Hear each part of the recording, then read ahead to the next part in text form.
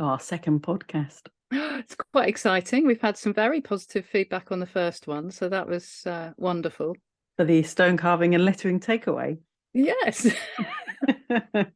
This is where we add our jingle that you haven't done yet. The jingle I've been promising for weeks and haven't done yet. Bated breath, you know. So what have we got for this session? This episode is called Have You Got a Hammer for This Screw? And the title of that has come from a good friend of mine, Rianne, who... Are we naming people then? Shaming them. Are we shaming them? She didn't say, have you got a hammer for that screw? She was teaching a bunch of students and she actually had someone come up to her holding a screw and asked if she had a hammer so that they could put the screw in with. I think it resonated with both of us about people's tool literacy. So we're going to talk about tools and tool literacy. Then we'll be moving into the fitting room. So why do we call it the fitting room, Nina? Because you thought it was incredibly funny that in the middle of the word abraxas, that the word bra appeared. I think it's because you do find small things quite amusing sometimes. Yes, we both had experiences of needing a little bit of help and a little bit of support. And it's because of the bra and abraxas. It's because of the bra and abraxas, yes. In fact, remind me, I have a great tip to add in. I'm sure you do.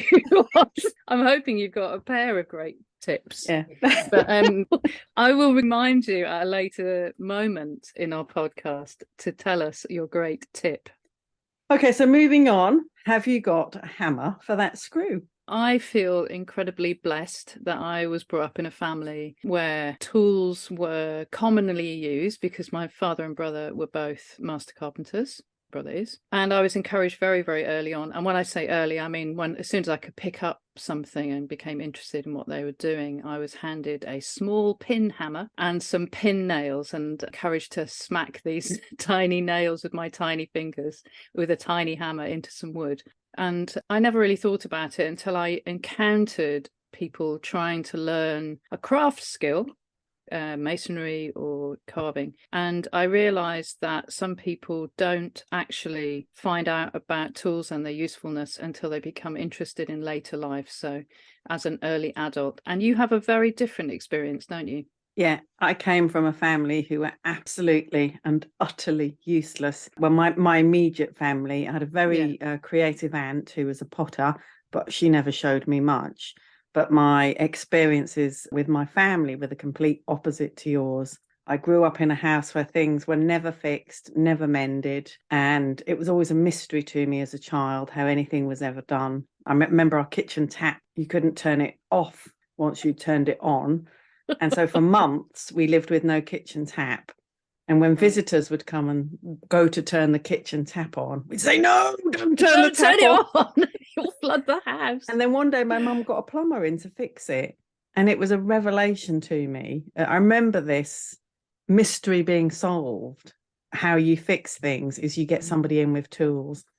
And I think, that was a real surprise to me, is that you can't, I mean, plumbing's always remained a bit of a mystery, but tool use, then I understood that you could make and fix things.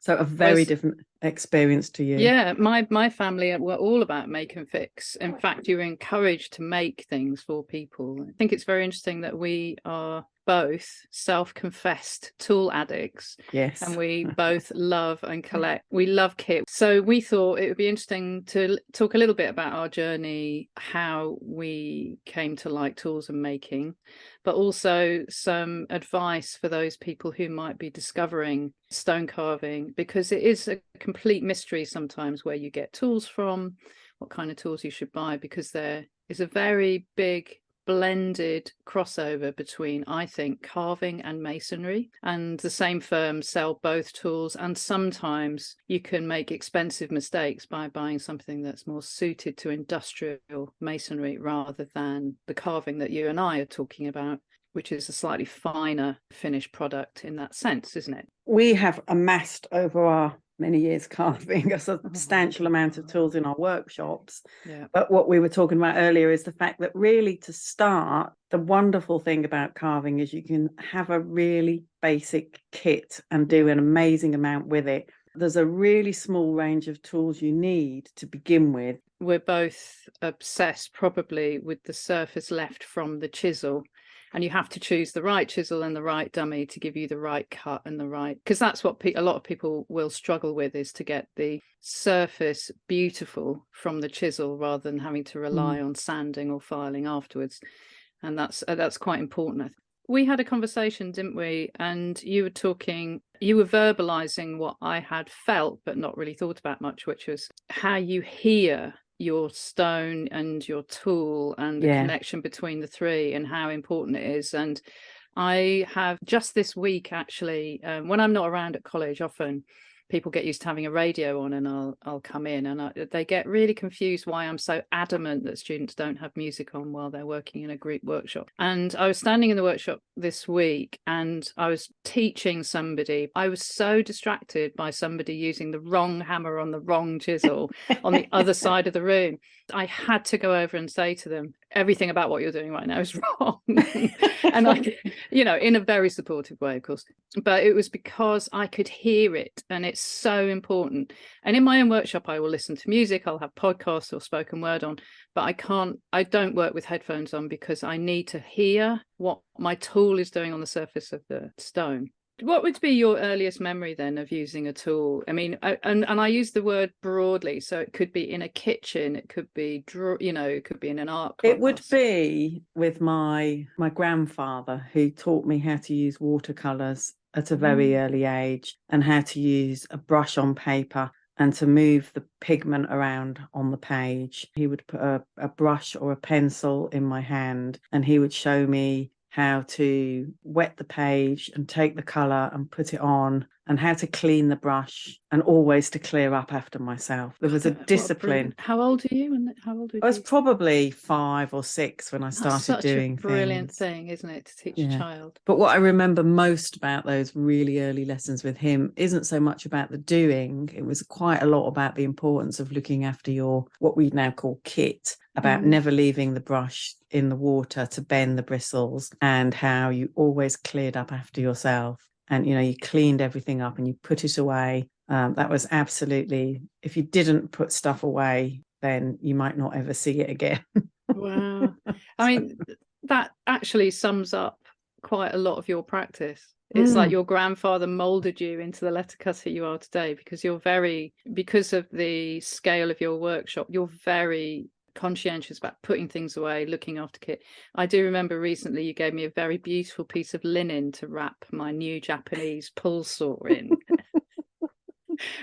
And I was like, no one on earth would have handed me this beautiful piece of oiled cloth to wrap my saw in. But you'd done that with your saw. Well, it was recommended. Gave you pleasure, and it gave you pleasure. I think it was recommended in the instructions, Nina. Well, there you go. That's a different. You read the manual. You see, I don't do that. I don't read the manual. The manual recommended cleaning the tool with camellia oil after each use. Because they're mild steel, so they'll rust. They will rust. They do rust. In fact, there's a benefit, especially if you cut plaster with it, like I did with my first one. There's a benefit to looking after your kit, and I suppose that's really what we're talking about. That's what you learn, isn't it? Yeah, it does seem a bit anal, but then what I love about doing it is when I then go to get that bit of kit, it's all clean and ready for use. It's not like rusted or dull, or I can't find it. I know exactly where it is, and it's beautiful and ready to go. And when you're working, being able to go for the tool you want and it's right there in front of you and it's ready to go actually helps your workflow. It's an efficient way of working, I think. Whenever I see your workshop, it looks very ordered. I've never gone in and thought it was chaotic. It's always ordered. You've got all your hammers and dummies on a shelf. You've got chisels in a specific area. Although you sort of tease me, you're not that far behind. You might not. I just think I hoard. I mean, I guess I am my environment affects me in a different way to you. Yours is very ordered, and I think yours is very utilitarian in a beautiful way, whereas mine is curated in a kind of antique way. I have a lot of other visual stimulation. I like to feel hugged by my environment, I suppose. But yeah, you're right. I know where everything is, and I know when something's missing. And I remember we taught a course recently, and I mean, we must have brought with us, I probably brought about 50 spare chisels. We had our basic kit, and I brought lots and lots of tiny little chisels. And I spent 15 minutes going around the room going, have you seen the tiny veiner gouge? And it was funny. I went around and you leant over and you went, isn't it weird that we have all these chisels in the room, but you know that one chisel's missing because you identify it for a job and you're looking for that one chisel. And I think we both have that. We have an intimate knowledge of our tools. Yeah. And so that when we're doing something, when we're making something in the workshop, we instantly know what tool is right for the job. Absolutely. And knowing where it is, and so you can just go and grab it is brilliant. There's a lot of beginner kits out there. You can go to a lot of different companies and they will sell you 12 or 13 chisels in a kit with a hammer and blah blah blah, and they're kind of generic, and we both agree that 2 or 3 really carefully chosen chisels and 1 or 2 hammers or dummies will get you a lot further than having 6 or 7 chisels that don't do a job that you just open tins of paint with. The Abraxas, we've chosen 3 particular tools, haven't we? Very specific tools. We have a small 8mm fire sharp claw. Basically, fire sharp is the steel. It's all one piece of steel, and the end of the fire sharp chisel has been tempered, so heated up and cooled down at a particular rate to change the physical nature of the steel at the tip, so that it will withstand a cutting process on a hard stone and doesn't bend, and it will hold an edge.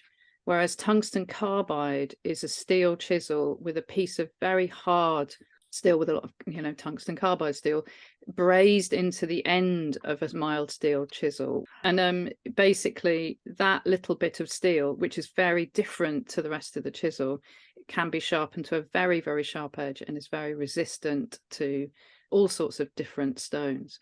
So we've got the 8mm fire sharp claw. And that's mallet headed. That's the other thing, isn't it? So chisels come in 2 heads. Yeah. Is it a mallet headed or a hammer headed? I think it's hammer headed. Maybe I'm thinking of my own. Yours are all mallet. So the difference between a hammer headed and a mallet headed is a hammerhead is completely the opposite to the shark, actually, isn't it? Yes. So a hammer headed chisel has it just comes to an end like a pencil. Yeah. Whereas a hammer-headed shark has a big end, more like a mallet-headed chisel, like a mushroom on the end. It has a broader surface, so it doesn't stick into the mallet. That's true. Yeah, and it has a slightly softer feel, I always think. It does, because you're hitting it with wood or nylon instead of steel, aren't you? Yeah, and sometimes that's very nice. So you would normally use a steel hammer or dummy on a hammer-headed chisel, and on a mallet-headed chisel you normally use nylon or wooden mallet, and they have a slightly different feel to them. So we chose a three-pronged 8mm claw. Yeah, the 2 flats I think you should talk about, because the crossover between them is really interesting. So we chose a 4mm tungsten tipped hammer headed chisel and an 8mm flat tungsten tipped hammer headed chisel. I can't get the image of the shark out of my head now. The reason we chose those 2 widths was because that they're 2 very good ones for lettering when you're starting off, aren't they? They're good universal sizes, and they're also very good for creating and finishing small carvings as well. So the claw chisel is very good for roughing out form and getting surfaces down to a kind of a happy dynamic of kind of rolling shapes, and then you can go over it with a flat chisel to kind of refine it. And the 2 flat chisels obviously did both jobs. And you can do lots of interesting textures with all of those tools between the 3 tools. And then we've got a 600-gram dummy. And we should say a dummy is basically a round hammer, isn't it? And when I mean round, I don't mean like a football. Cylindrical. I mean, it's like a cylindrical steel top on a handle. And you told me something interesting. You said it's the same shape now as it was when they built the pyramids. Yes, that's what I've always been told anyway. So we'll assume that is fact. Let's assume that's fact. And it's quite an interesting concept, isn't it? That this cylindrical piece of steel hitting the end of a cylindrical, you would think, most people would assume you'd use a hammer. And some people in some cultures do, don't they? would only use hammers, but here, and I think in Portugal and quite a lot of Europe, they use dummies rather than hammers. But when you use it, it's funny because you assume you're going to skip off the surface of the chisel, but actually that doesn't really happen very often, does it? So it's an interesting dynamic. The beauty of the cylindrical dummy opposed to a square dummy for me is that if you use a square shaped mallet or hammer, you have to get that blow head on every time. Whereas when you use a cylindrical, it's just automatic. So it's less to think about. And as you move, so with letter carving in particular, your body moves really quickly. It's almost like a dance if you're standing up. Your arms are stretching from one shoulder to the other, and the weight of your body is moving from one foot to another as you go round the curves in lettering. And so the dummy allows you to get a lovely square blow with every hit without having to think about it. There is something absolutely joyful about a dummy, that, you know, just to use it, to handle it, to learn how to take the blow off, moving your hand up towards the steel head, and doing more delicate work to taking your hand all the way down the hammer and being able to use it at full swing. There's something very special about So that. I'm right-handed. I think you're right-handed, aren't you? Yeah. If you've never carved, people often think you'd hold the chisel in your hand, but actually, as a right-handed person, I hold the dummy in my right hand and the chisel in my left hand. And the dummy hand, the right hand, is that all the direction comes from that hand. Yeah, I'd never really dissected that part of the practice until I listened to you talk to students, and you're like, "Are you left and right-handed?" And say actually out loud, you might think this. I mean, the only thing I've ever come across with students is that they pick up the hammer and they hit the chisel with the top of it. Yeah. They kind of stab at it. And when I first saw that, I thought, well, that's a funny thing. I'll never see that again. And then I have actually seen that as I've taught. And that comes back to how you handled chores as a child, doesn't it? Yeah. And your experience as you come through. Yeah. One of the things I would say is you can get lighter weight dummies. I think there might be a 400 gram-ish. Yeah. I mean, they're all relatively vague, you know, around there, the weights, but I wouldn't go any lower than 600. Some people get the very tiny hammers or dummies, and I think they're a waste of time. There's nothing really delicate that I can't do with my 600 gram. Yeah. Most of the time I have a 900 gram. That's my everyday preferred weight. And if you have a very lightweight hammer or dummy, you have to use your arm to make the force of the blow. Yeah. And it's actually harder work letting the dummy do the work for you. Yeah. People dropping quite often it onto the chisel. Yeah, when they start carving, they're surprised at how tired their arm gets, aren't they? Yeah, so you know, we forget what it was like when we started. It's one of those things you just have to persevere with. Where do you think, if people wanted to have a go, where would you direct them to get their tools from? Well, the Abraxas Academy obviously buys most of their kit from Southern Stone, which are to me, they're a reasonably new firm, you know, only the last 10 years. I think I've been aware of them, maybe a bit longer than that. And they do a really, really good range of tools called Milani, which are an Italian make. The other ones I would suggest you have a look at if you're interested is CMS. They Combined Masonry Supplies. And they've got some good tools in them. Harbro, Harbro, Harbro Supplies. They do generalized carving things. And there's also a firm called Crawshaws, and they do some very nice tungsten carbide fishtail chisels, but they're made by a man called JP Masonry, who I think he's based up in York. He makes them to order, which are very nice. And then I was thinking there are some makes of chisels that you can look out for. Gibson's is another company that sells carving chisels, and they do some very nice fishtail chisels if you look online. Fishtail chisels are a fine carving chisel that have a flared end, and they're brilliant for kind of getting into different spaces for those people who are on the go. And I don't have any. You don't have any fishtails. So for carving a fish, and you know, the absolute gold standard chisel for a carver would be a fish-tailed gouge.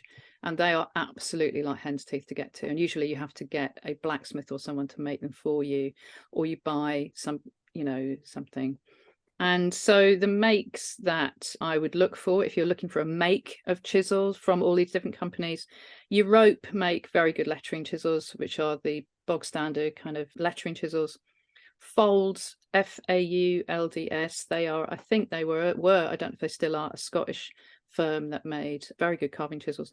Milani is an Italian firm that make very, very good chisels across the board, including rasps and rifflers that we haven't really talked about. And there is an Italian firm called Tabula Rasa, but there's a lot of import tax on those. But some firms in Britain now do sell tabula rasa tools, and a lot of them are made by Milani. So they are. I was going to add my favourite brand. Go on then. Alor. Alor. So actually, Alor will also make things to order and makes the most exquisite hand tools across the board, masonry and hand tools. If you're a professional Alor, they're just fantastic. I mean, I like a mix of chisels, but most letter carvers have a mix of Alor and Europe. And the other things, very, very quickly, I know we're kind of crashing on, rifflers and rasps are things that shape stone, especially when you're carving. So they are kind of beautiful. They're generally Italian, and they're generally made by Milani, but they're not cheap. They start at about £13. But one good riffler or rasp, generally they're called rifflers. But if you wanted to buy a rasp to help you along, any of the companies that we've just mentioned will sell Milani rifflers, and they are probably the best ones. And then, of course, the last one that everybody really knows about, sculptors know about anyway, is Tarantes, that has been bought up by Pottery Craft, and they are selling a limited amount of stone carving tools at this moment. So I think before we get to the fitting room, I would just wanted to, I'm a bit of a, I like books. I collect a lot of books. And I just wanted to talk about a book that I've finished quite recently by a man called Roger Kneebone, very easy name to remember, who's written a book called Understanding the Path to Mastery. And the book is called Expert.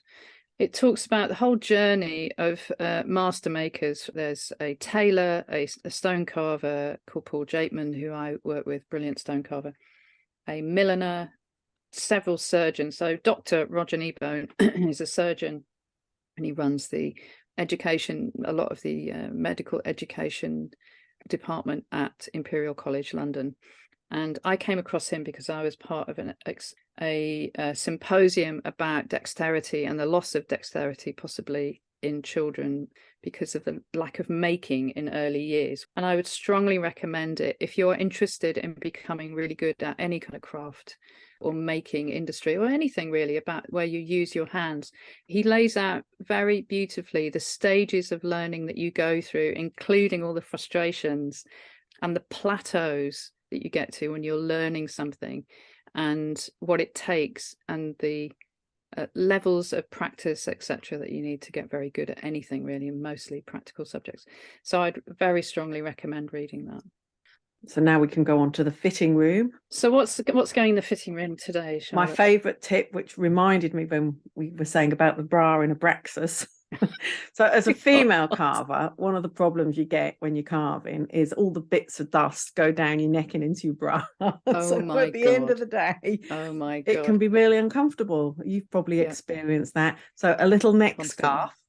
Yes, a little buff, a little snoody thing is always handy. A little neck scarf to stop all the stuff going down into your bra.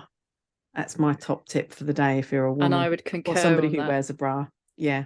Definitely would concur on a little scarf. Yeah. Otherwise, you have to do the tip and empty. The tip and empty technique. The lunchtime tip and empty, which can be really uncomfortable if it's a cold winter's day because you've got to get in several layers. Yeah. And have cold hands. So you don't want to be emptying your bra 2 or 3 times a day. That's just a waste of product time, isn't it? Yeah. I'm always amazed if I've been carving and then I get in the bath. Lucille, when I get undressed, Lucille's like, "No, I've hoovered today." The bedroom is full of stone dust. I always say it's clean dust, though. It's clean. It is dust. Clean dust. It's not like treading mud around the house. Or anything. I have a difference in my house between clean dust and dirty dust. What's your dirty dust? Does that come from the dog? The dirty dust.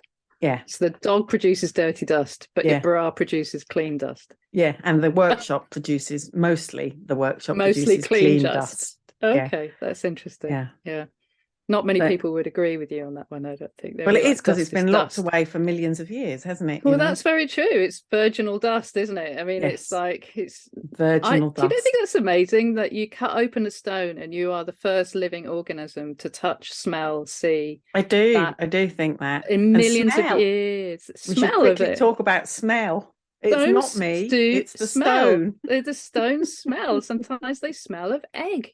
Yeah. Sometimes there's a sulfur smell, and Yeah. it's not pleasant. Like I said, is it's it, not sometimes? me, it's the It's not stone. you, Charlotte. I know it's hard to believe it, or me if people know me. Yeah, it's not me. So have we got It's any got a other really funny smell. other tips for the fitting room? I was just gonna basically say, some people ask what kind of pencils you should use on the stone, and you told me a really interesting fact when you first started. We were talking about how hard pencils can be, and I regularly use a 9H pencil on my stone drawings, and sometimes I use a retractable pencil because I can get a finer point. So in a standard pencil, you can get a 9H, which is brilliant to drawing on stone. And in a retractable pencil, I struggle to get anything other than a 6H, which can be a bit frustrating. I don't use the retractable pencils in the workshop. I just use but I have a super point on it, and I will, again, sharpening a pencil sounds easy, but different ways of sharpening for different ways of working. And then on a slate, so that's for if you're working on a paler coloured stone, the normal pencils are great, but I do a lot of work on a dark coloured stone, such as a slate or Kilkenny, and so you need a different colour. So I use the white, and I use the Prismallo pencils. So the other thing actually about pencils, and this is something else we could do a little video in, I'm really specific about how I use up every last little bit of my pencil. Yes. And so I have a little pencil holder, but my favorite pencil holder is one I make out of an old Bic pen.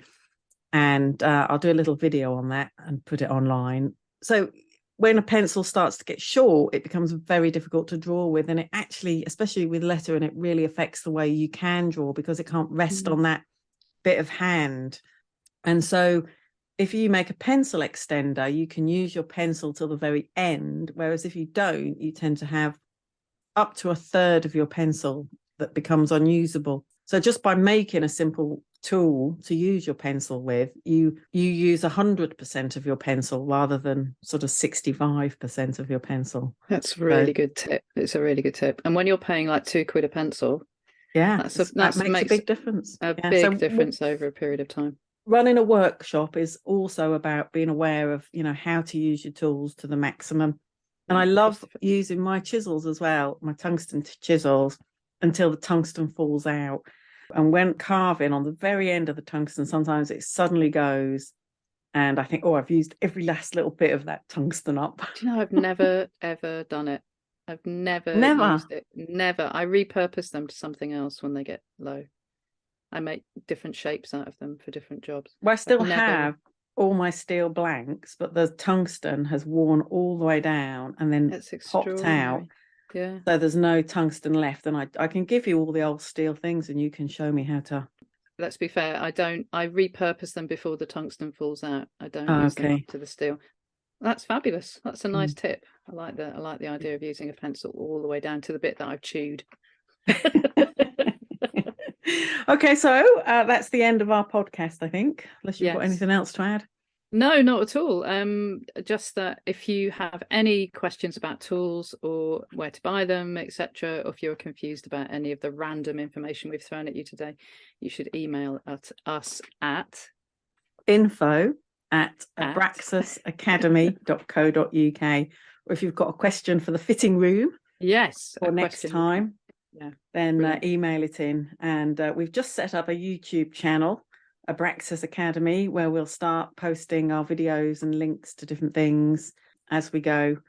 I think it'd be really nice if we did a little workshop tour each as well. We should put those up. Just a quick whiz round, so you can visualize when we're chatting about rubbish. You can visualize where it's all coming from. I've just got some new tables in my workshop, which are very exciting, and we need to share those with the world. They're on casters, so I can move them around. Flexibility is key, Charlotte, and workshop. In workshop planning, flexibility is key. All right, I'll hang up. All right. Thank you, and see you very Thank you and soon. goodbye.